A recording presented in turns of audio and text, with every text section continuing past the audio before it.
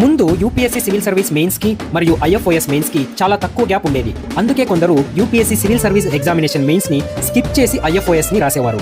కానీ ఇప్పుడు 80 డేస్ ఉంటుంది. అంటే ముందు కంటే ఇప్పుడు ఎక్కువ టైం ఉంది. కాబట్టి మీరు సివిల్ సర్వీస్ ఎగ్జామినేషన్ మెయిన్స్ ని స్కిప్ చేయాల్సిన అవసరం లేదు. రెండింటినీ కూడా రాయొచ్చు.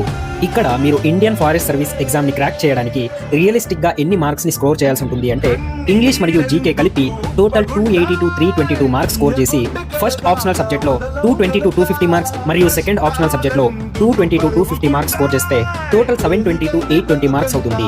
ఇన్ని మార్క్స్ వస్తే ఇంటర్వ్యూ కంటే ముందు మీ సెలక్షన్ ఛాన్స్ అనేది చాలా ఎక్కువే ఉంటుంది. ఐఎఫ్ఓఎస్ ఎగ్జామ్ ప్రిపరేషన్ అనేది మోటివేషన్ కంటే డిసిప్లైన్ ని, బ్రెడ్త్ కంటే డెప్త్ ని, ఇంటెన్సిటీ కంటే కన్సిస్టెన్సీని డిమాండ్ చేస్తుంది. ఎవరైతే సైన్స్, నేచర్ మరియు లాంగ్ టర్మ్ పబ్లిక్ సర్వీస్ ని ఇష్టపడతారో వారికి ఇండియన్ ఫారెస్ట్ సర్వీస్ అనేది ఇండియాలోనే ఒక meaningful career. UPSC civil service examination యొక్క ప్యాటర్న్ కంప్లీట్ గా ఎక్స్ప్లెయిన్ చేసి ఆల్రెడీ యూట్యూబ్ ఛానల్లో అప్లోడ్ చేశాను. మీరు ఇదివరకు ఆ వీడియో చూడలేదంటే ఆ వీడియోని కూడా చూడొచ్చు.